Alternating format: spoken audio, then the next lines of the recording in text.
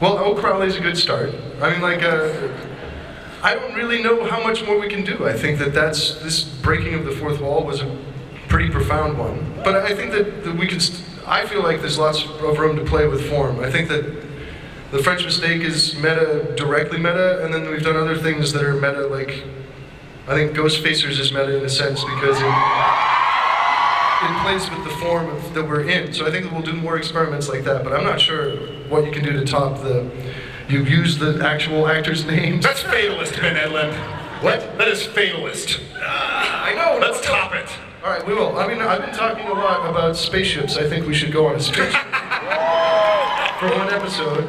I'm serious, but we'll get down to that later on. Sarah, I'll talk to you about that later. My first reaction when I heard the anime was going to exist was, you have a new angle. There's something you can do with the anime now. No, I think that, that's cool too. I think we're still dedicated to playing crazy games with this box of toys that we've been given. But as far as the direct meta break, we're going to have to work on that. That's a good hard nut to crack. Thanks for asking. Jared, you took Sam to some very dark places last season. We've seen some glimpses of what went on in that sort of missing year. Do you think that have they hinted at you that there's even more? Are there even more horrible things he was involved in? Well, without saying too much, yes. Thank you. Yes, there's obviously more. I kind of touched on it earlier in a few interviews, but there's a lot that Sam has seen that now he can see again, now that the wall has fallen. And I, for my part, am really excited about kind of playing Sam that doesn't really know which reality he's in. Because Sam is obviously, for those who haven't watched the show, Sam had some hard times last season. Yeah.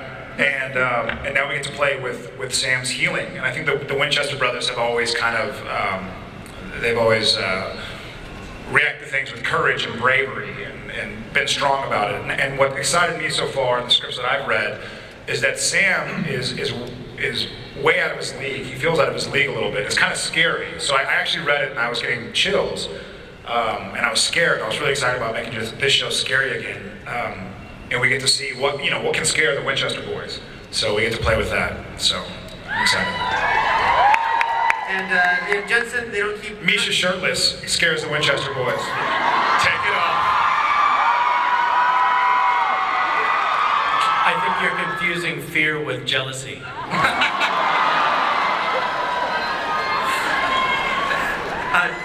Jensen, things weren't actually, very happy for your character at the end of the last season either. Obviously you have a very big problem to deal with right now, which is that Angel calling himself God. But how much is weighing on your character what he just had to sacrifice and what he had to sort of leave behind going forward? Well, I think the goodbye to Ben and Lisa, tough as it was on Dean, I think it was a necessity. He comes to the realization that that's never going to be his life. No matter how much he dreams about it, no matter how much he would love it to be so. He's a hunter, he'll always be a hunter, and that's just the way it's going to be. So I think that was a